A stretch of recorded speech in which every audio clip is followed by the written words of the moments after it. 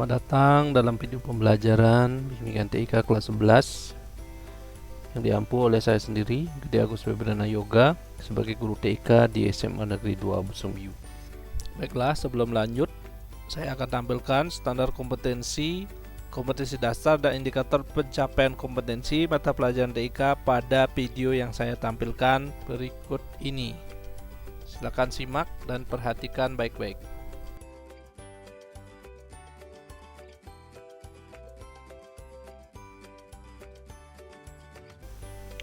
Pada video kali ini saya akan membahas materi TIK, yaitu internet.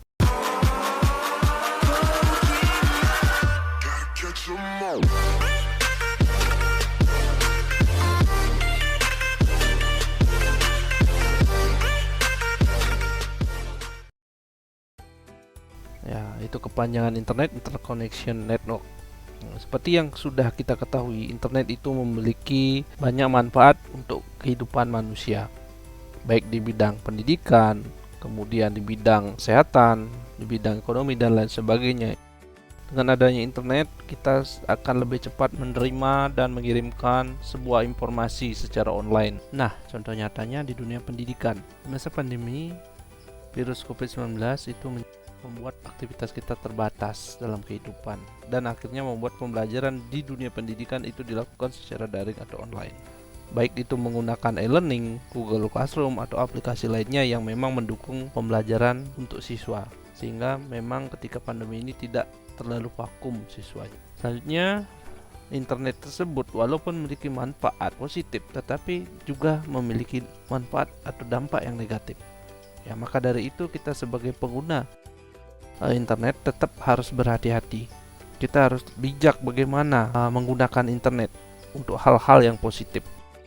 Nah, setelah sedikit mendengar pemaparan tentang internet, pasti di benak kalian akan muncul beberapa pertanyaan, seperti pertanyaan berikut. Yang pertama itu, apa itu internet? Dalam benak kita secara garis besar pasti akan ingin tahu apa itu internet. Kemudian yang kedua, bagaimana alur mengakses internet? Apa saja perangkat yang diperlukan? Dan terakhir, bagaimana setelah terkoneksi internet? Ya, dimulai dari penjelasan atau pengertian internet.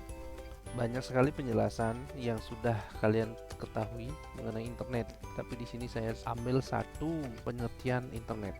Itu sebuah sistem komunikasi global yang menghubungkan komputer-komputer dan jaringan-jaringan komputer di seluruh dunia, yang memungkinkan terjadinya pertukaran informasi, kemudian bisa berkomunikasi dan bisa berbagi perangkat. Di sini yang perlu digarisbawahi adalah pertukaran informasi. Dengan adanya internet, kita bisa dengan cepat menyampaikan informasi ke orang lain, baik menggunakan media sosial ataupun dengan aplikasi lainnya. Yang kedua, berkomunikasi. Nah, jelas dengan ada internet kita bisa berkomunikasi dengan orang lain, dengan banyak orang. Salah satu contohnya adalah penggunaan dari aplikasi Zoom. Dengan menggunakan aplikasi Zoom, kita bisa bertatap muka langsung secara online dengan orang lain untuk berbagai keperluan. Jadi kita tidak perlu langsung datang ke kantor atau ke lokasi kita bekerja untuk mengikuti meeting. Yang kedua itu adalah berbagi perangkat. Di sini saya salah satu ambil contohnya berbagi perangkat adalah penggunaan TeamViewer. Ini artinya adalah kita menggunakan perangkat untuk mengendalikan perangkat lain yang berada di tempat lain dengan menggunakan koneksi internet.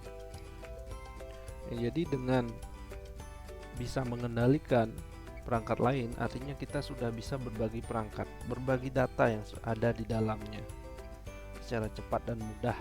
Jadi itu adalah pengertian internet. Mudah-mudahan semua orang bisa memahami, semua siswa juga bisa memahami pengertian internet secara lebih real dalam kehidupannya masing-masing.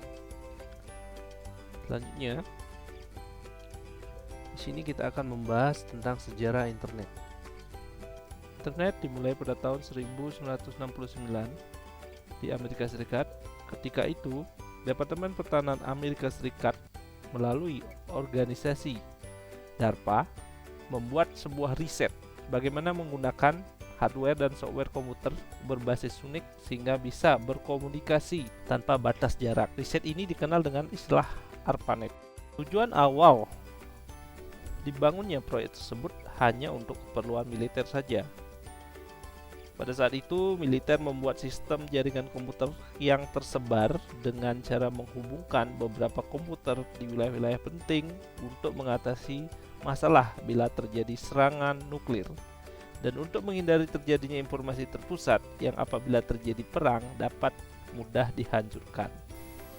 Pada mulanya, ARPANET hanya menghubungkan 4 situs saja, yaitu Stanford Research Institute, University of California, Santa Barbara, dan University of Utah, di mana mereka membentuk satu jaringan terpadu pada tahun 1969. Kemudian baru pada bulan Oktober 1972, ARPANET diperkenalkan secara umum. Tidak membutuhkan waktu lama, proyek ini berkembang sangat pesat di seluruh daerah dan semua universitas di negara tersebut, sehingga membuat ARPANET kesulitan untuk mengaturnya. Untuk mengatasi hal tersebut, maka ARPANET dipecah menjadi dua, yaitu MILNET dan ARPANET. MILNET untuk keperluan militer dan ARPANET untuk keperluan yang lebih kecil, contohnya keperluan sekolah dan universitas. Gabungan kedua jaringan tersebut, yaitu MILNET dan ARPANET, dikenal dengan nama DARPA Internet. Kemudian seiring waktu disederhanakan, DARPA Internet itu menjadi internet. Ya, seperti itu sejarah singkat terjadinya internet yang awalnya hanya untuk kebutuhan militer dan seiring waktu bisa digunakan untuk keperluan pendidikan. Ingin berlangganan internet, terus kita harus kemana? Benar sekali ya. Ketika kalian ingin berlangganan internet, kita pasti akan bertanya-tanya kemana kita harus berlangganan. Ya, kalau kita ingin berlangganan internet, tentunya kita harus menghubungi ISP. ISP itu adalah penyedia layanan internet yang bisa disebut dengan Internet Service Provider. Ingat ya, ketika kalian ingin mencari layanan ISP, tentunya kalian harus mencari referensi yang banyak. Apakah tentang lokasi terdekat dengan ISP, kemudian spesifikasi kecepatan dan kuota yang diberikan, kemudian ada cek kesigapan pelayanan ketika terjadi gangguan dan waktu pelayanan. Nah, jadi kita perlu melihat kualitas pelayanan dari sebuah ISP sebelum kita berlangganan.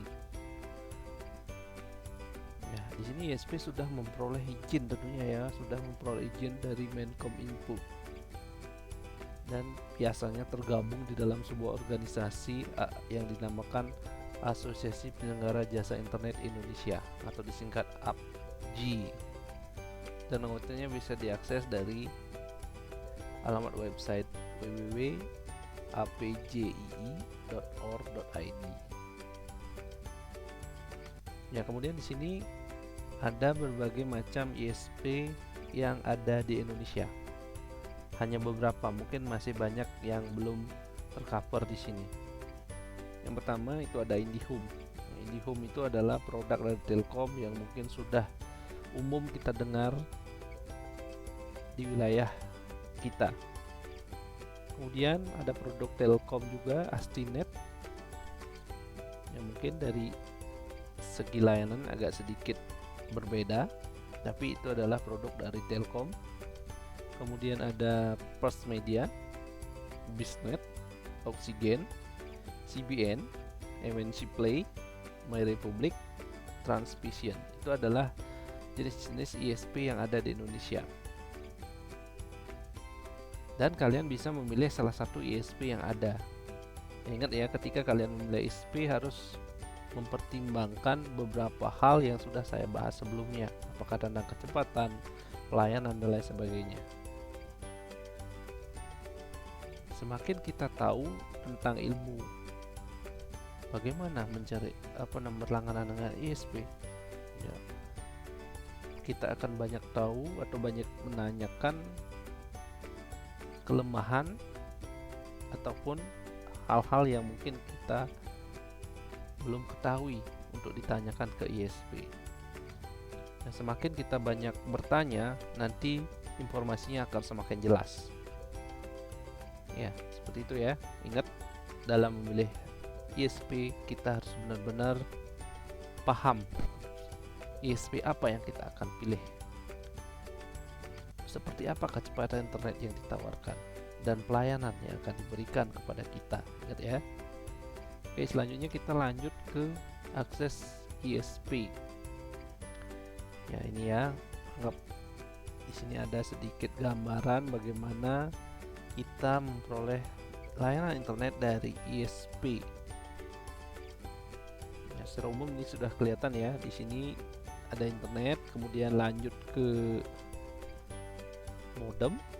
Ya, modem ini fungsinya adalah menerima internet yang akan diberikan oleh ISP itu sendiri. Kemudian selanjutnya ada router. Router itu adalah mengatur rute, mengatur jalannya mau dikemanakan internet, layanan internet yang kita peroleh. Ya, di sini ya ada router. Router itu langsung dihubungkan ke komputer, kemudian langsung di wireless router atau disebut dengan access point ya. Ya, kalau kita ingin mengaksesnya menggunakan wireless, kalau menggunakan kabel ya nanti kita tinggal menyediakan kabel LAN.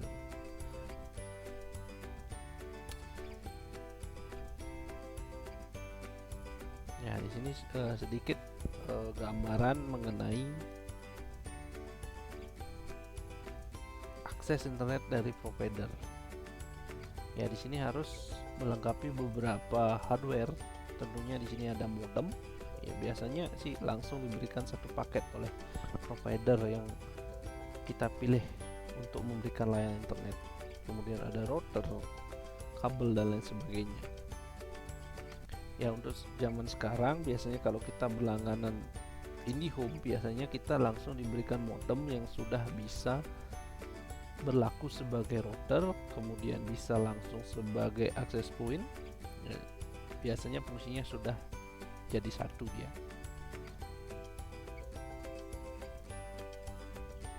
Ya, kalau kita sudah berlangganan internet, di sini kita bisa mengakses internet itu tentunya dengan mengetahui username dan password untuk masuk ke dalam layanan internet tersebut. Ya, kalau kita tidak tahu password, username passwordnya, ya kita tidak bisa mengakses internet tersebut.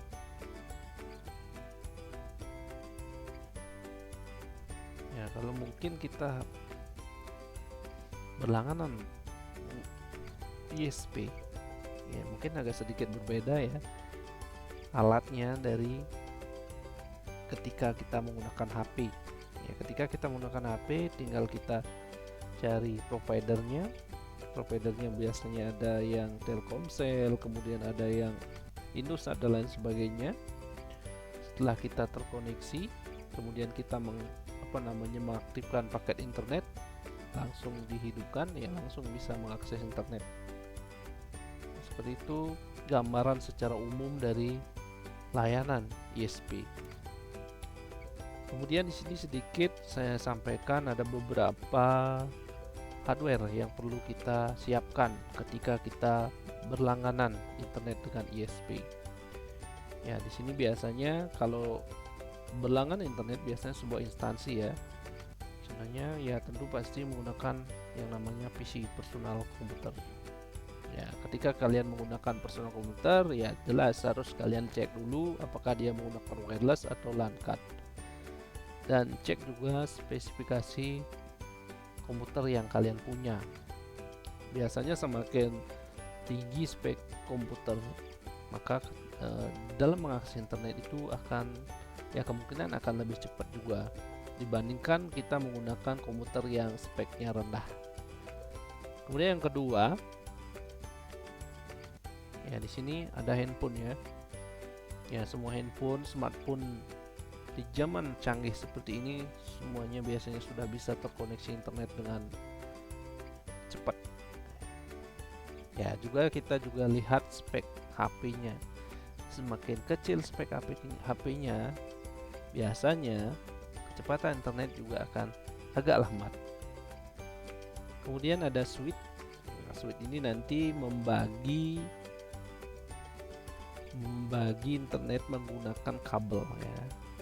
Di kabel yang digunakan adalah kabel LAN. Tentunya ya ini adalah satu kesatuan. Kalau kita butuh switch, jadi harus ada kabel. Kemudian ada laptop. Laptop ya, kalau teknologi laptop sudah terisi teknologi wireless dan teknologi soket LAN, jadi gampang ya, tidak usah bingung-bingung lagi. Kemudian kalau ONT, ada ONT. ONT itu apa? ONT itu adalah modem ya, modem yang digunakan menerima internet ya, menerima internet dari layanan ISP itu sendiri. Biasanya modem yang diberikan itu satu paket, dia bisa berfungsi sebagai router, bisa berfungsi juga sebagai access point. Kemudian selanjutnya di sini ada gambar yang namanya access point. Access point ini adalah pancaran sinyal wireless. Biasanya ya istilahnya ini memperluas jangkauan. Biasanya kita tetap menggunakan kabelan, kita ambil dari ONT ya, kita hubungkan dengan yang namanya access point ya. Untuk mereknya itu ada berbagai macam merek hardware. Kemudian ada skema layanan internet dari ISP. Ini adalah skema layanan internet secara sederhana ya. Ini dari ISP, kita cukup menggunakan ONT atau modem. Kemudian dari modem itu kita bisa mengakses internet, apakah menggunakan wireless, menggunakan kabel ya. Nanti kita bisa langsung terkoneksi dengan laptop, PC, smart TV, kemudian CCTV, HP, itu langsung terkoneksi.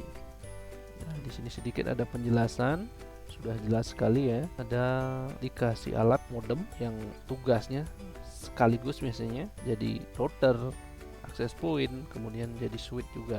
Kemudian ada juga skema yang seperti ini. Artinya dia sudah menggunakan dalam sebuah ruang lingkup yang lebih besar atau jaringannya sudah lebih besar. Jadi di sini dari modem akan dibagi ke router. Nah, ya, dari router ini internet dari modem itu akan diarahkan ke switch kalau kita ke jaringan menggunakan jaringan kabel. Nah, kemudian kita bisa menggunakan access point kalau kita mengaksesnya menggunakan wireless atau IP. Ya, seperti ini. Jadi ketika kalian melihat skema yang berbeda, jadi jangan bingung. Biasanya semakin besar dari jaringan yang ada, itu biasanya memerlukan alat yang lebih banyak juga. Kan tidak mungkin dalam modem yang dikasih dari ISP kita akses dari berbagai jaringan yang besar.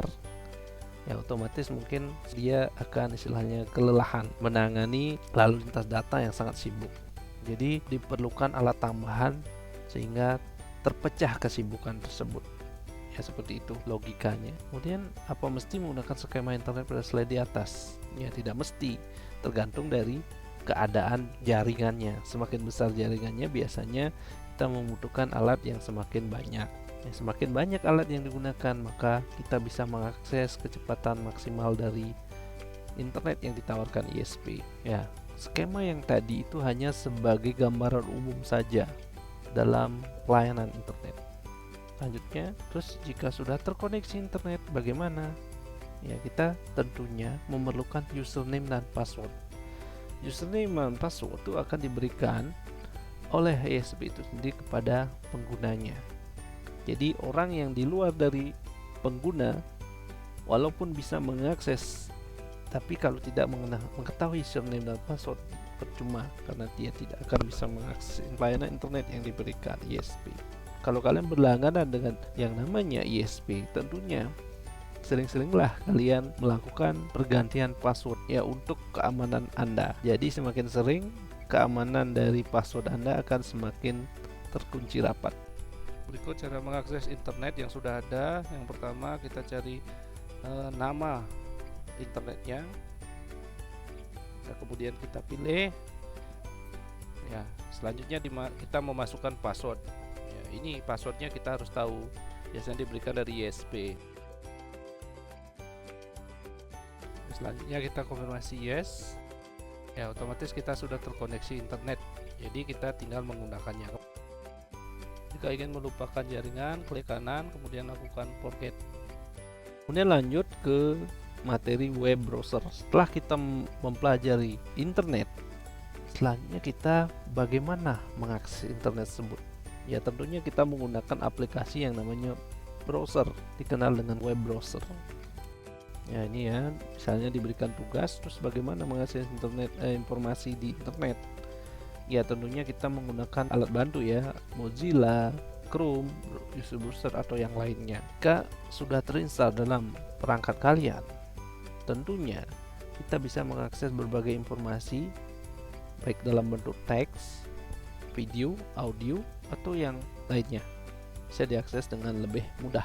Jadi aplikasi yang ada itu dinamakan web browser. Apa itu web browser? Web itu adalah kepanjangannya website, bahasa Indonesianya itu adalah halaman situs, sedangkan browser itu adalah alat penjelajah. Jadi web browser itu sudah jelas sekali ya, itu adalah aplikasi yang digunakan untuk menjelajah halaman situs, baik berupa teks, gambar, audio maupun video. Kemudian lanjut lagi, ya apa sih fungsi dari web browser? Web browser memiliki banyak fungsi. Salah satu fungsinya adalah membuka halaman situs. Ketika kita membuka sebuah situs tanpa menggunakan web browser, kita tidak bisa melihat tampilannya yang user friendly. Ya, kita bisa melihat gambar, kita bisa melihat video dan lain sebagainya secara lebih jelas. Tapi kalau misalnya kita tidak menggunakan yang namanya web browser, kita hanya melihat sebuah script yang panjang-panjang. Scriptnya seperti apa?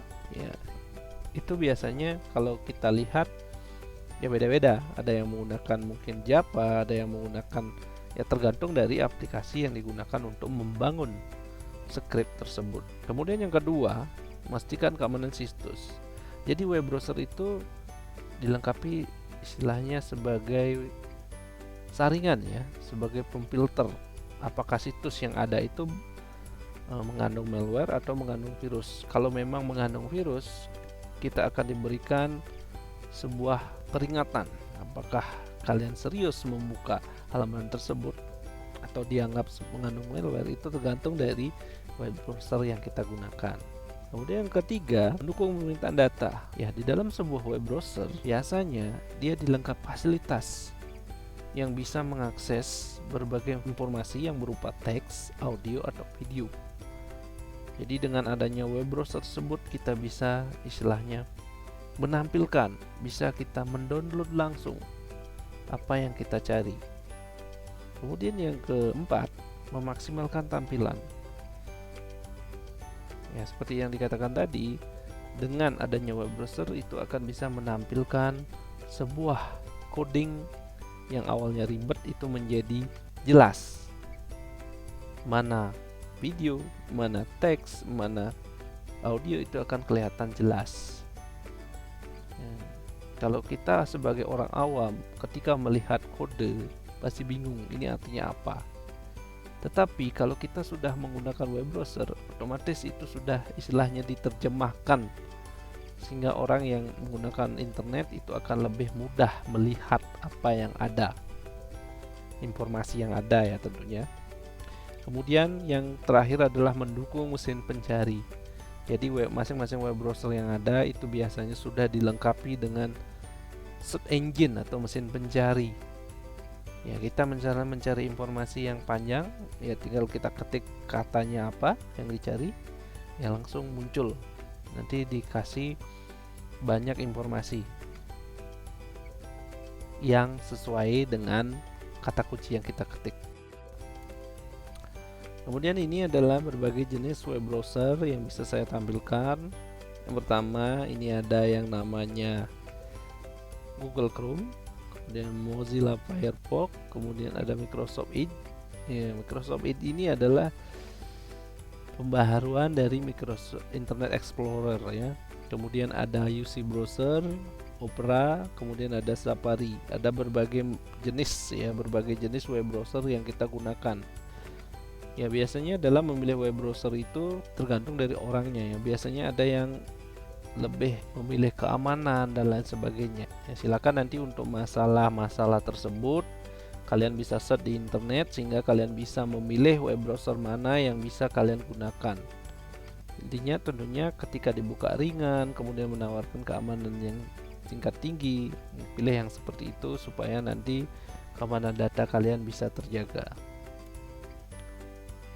Ya, kemudian setelah kalian mengenal web browser, kalian harus mengenal berbagai istilah yang ada di internet. Salah satunya adalah www, www atau triple W. Apa sih kepanjangannya? Kepanjangannya ya sudah jelas ini ya, ada World Wide Web. Yaitu www adalah kumpulan situs web yang terhubung ke komputer lokal melalui internet. Dengan menggunakan situs web ini, pengguna internet bisa mengakses berbagai macam konten melalui perangkat komputer, laptop, ataupun ponsel. Analoginya, triple W itu bisa dikatakan sebagai sebuah rumah yang kita tinggali. Kemudian ada istilah URL, Uniform Resource Locator. Apa itu URL? URL istilahnya lebih ke alamat ya. Alamat yang dituliskan di address bar dalam web browser. Nah, di sini sudah ada jelas ya. Ini contoh dari URL. Nah, ini contoh penulisannya. Ya, di sini ada berbagai jenis pembagian. Ini ada berbagai nama dari penggunaan URL. Kemudian ada homepage. Ya, apa itu homepage? Homepage itu biasanya dikatakan sebagai beranda atau halaman utama dari sebuah website atau dari sebuah situs. Nah, seperti ini contohnya.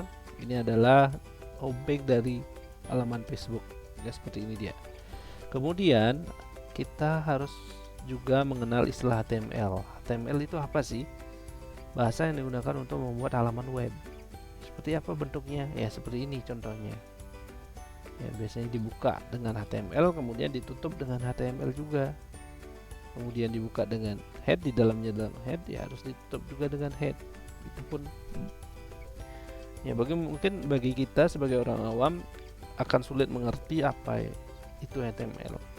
Tapi kalau kalian ingin mempelajari lebih dalam lagi, silakan, nanti di internet juga sudah banyak informasi yang berkaitan dengan HTML. Bagaimana membuat website sederhana dengan HTML itu sudah ada. Silakan tinggal kalian coba, kalian praktekkan, pasti ketemu nanti masalahnya di mana, kesulitannya di mana, pasti akan ketemu ya. Lanjut lagi. Terakhir kita di sini membahas search engine. Apa itu search engine? Yaitu program atau aplikasi yang bisa digunakan sebagai mesin pencari. Ya, mesin pencari itu biasanya di masing-masing web browser itu berbeda-beda. Ada yang menggunakan Google, Bing, dan lain sebagainya. Itu banyak ya. Ya, dengan adanya search engine kita akan lebih mudah mencari sebuah informasi. Cukup kita memasukkan kata kunci, nanti informasi yang kita cari akan ditampilkan oleh web browser itu sendiri. Ya, intinya selama kata kunci yang kita masukkan itu ada informasinya. Tetapi kalau tidak ada informasinya, akan diberitahukan bahwa informasi itu tidak ada. Berikut saya contohkan bagaimana menggunakan salah satu web browser, yaitu Google Chrome ya, untuk keperluan pencarian data. Ya, di sini saya sudah masuk di Google Chrome dan saya sudah masuk di akun Google Chrome. Ya, seperti ini ya. Kalau kalian membuat akun Gmail, sudah tentu kalian nanti akan bisa masuk melalui Google Chrome itu sendiri. Ya, contohnya seperti ini, itu nama saya, email saya, dan itu foto saya. Nanti bisa kalian kalau ingin menambah akun yang lain bisa menambah add another account, artinya kita menambahkan akun yang lain ya, silakan. Ya, di sini kalau misalnya dua ya biasanya bergiliran, biasanya kalau satu aktif yang satunya pasti tidak aktif seperti itu. Kemudian kalian juga bisa melakukan sign out di sini ya, keluar dari akun ini. Kalau kalian menggunakan akun ya silakan. Ya, seperti ini ya. Nanti kalau kalian sudah punya akun, di sini nanti akan ditampilkan beberapa produk dari Google. Nah, itu ada search, ini artinya dia menggunakan yang namanya search engine. Kemudian ada map, Gmail, dan lain sebagainya yang termasuk produk dari Google ya, seperti ini ya, termasuk ada Classroom dan lain sebagainya. Ya, silakan nanti bisa gunakan ya, termasuk di sini ada Doc, Google Doc ya, Google Sheet dan Slide. Masih banyak lagi yang lain. Ya, silakan nanti bisa dicoba satu persatu sehingga kalian bisa apa sih manfaat dari Google Chrome, apa sih manfaat dari produk Google yang ada di sini. Oke, kemudian saya contohkan bagaimana ketika kalian men-search atau mencari, ya, melakukan searching ya, melakukan searching sebuah informasi. Ya, di sini biasanya ada beberapa tempat di mana seharusnya kita mencari sebuah informasi. Ya, kalian bisa langsung mengetiknya di sini. Ya, di bagian address bar dalam Google Chrome. Ya, kalian bisa lihat di sana search Google, ya kalian bisa mencari informasi di Google langsung atau menggunakan yang namanya URL. URL kan sudah saya jelaskan sebelumnya. Silakan nanti lihat seperti apa alamat URL. Kemudian saya contohkan bagaimana mencari sebuah informasi. Kalau kalian ingin mencari informasi dengan mengetikkan, ya silakan ketik. Misalnya mencari, ya kita pakai sejarah internet. Ketika kita lakukan search, ya otomatis ada beberapa informasi yang akan ditampilkan, ya sesuai dari SEO yang mereka buat. Ya, itu menyesuaikan. Biasanya kalau kita buat kata apa, SEO-nya akan menyesuaikan dia. Ya, ini beberapa informasinya, dan nanti informasinya bisa kalian cari di sini. Ada beberapa halaman, silakan dipilih. Kalau misalnya kalian sudah melewati halaman yang tertera atau yang tampil, bisa kalian memilih yang namanya berikutnya untuk mencari informasi yang lebih bagus. Oke, itu ya bagaimana mencari informasi. Ya, kemudian di sini ada beberapa pilihan lagi. Semua artinya informasi yang global, yang umum. Kemudian ini yang gambar. Ya, ini ada beberapa gambar. Kemudian yang buku, ya terserah. Ya, buku, video, ya langsung ya di Google tanpa YouTube kalian langsung bisa melihat video yang ada di internet, berita dan lain sebagainya. Ya silakan nanti dicek ya. Ini belanja penerbangan dan lain sebagainya. Saya balik lagi ke yang awal ya. Ya, selain kalian mengetik sebuah pencarian kata dengan mengetik sebuah teks atau kalimat, kalian juga bisa nanti melakukan search menggunakan suara kalian sendiri untuk mencari informasi. Ya, biasanya di sini ya kalau lewat yang namanya laptop, biasanya ya kita harus menggunakan earphone ya, earphone yang ada mic-nya. Ya, kalau kalian menggunakan HP ya gampang sekali, tinggal kalian search ya. Jadi seperti itu proses pencarian dengan menggunakan Google dan aplikasi search engine yang ada di dalamnya. Ya, begitu juga dengan web browser yang lain. Ya, ini saya contohkan satu lagi menggunakan Edge. Edge itu adalah pengembangan dari Internet Explorer, tapi sekarang sudah dikembangkan menjadi yang namanya Edge, Microsoft Edge. Ya, silakan nanti bisa pilih. Ya, sama kalau kalian ingin mencari akun, ya, bisa lihat di sini ya. Silakan nanti sign in untuk kalau ingin menambahkan akun. Kalau tanpa akun ya silakan langsung saja. Ya, kita langsung cari informasinya di sini. Misalnya tentang berita terkini. Ya, berita terkini. Saya coba menampilkan juga beberapa judul dari informasi yang kita cari berdasarkan SEO yang kita set ya. Nah, sama ya, ada tab menunya juga. Image, video, map, news ya, ada juga. Kemudian ini search engine-nya menggunakan Microsoft Bing ya. Microsoft Bing, kemudian kita ketikkan, muncul informasinya. Kalau kalian ingin menggunakan voice note, ya silakan juga ini pakai voice note. Jadi di setiap yang namanya web browser itu biasanya ada yang namanya akun, ada yang sign in, artinya kalian masuk ke akun yang kalian punya. Ya, apakah akun yang namanya Google atau Gmail, Google Mail ya, kemudian menggunakan akun email atau yang lainnya. Silakan bisa nanti sesuaikan dengan apa yang kalian inginkan.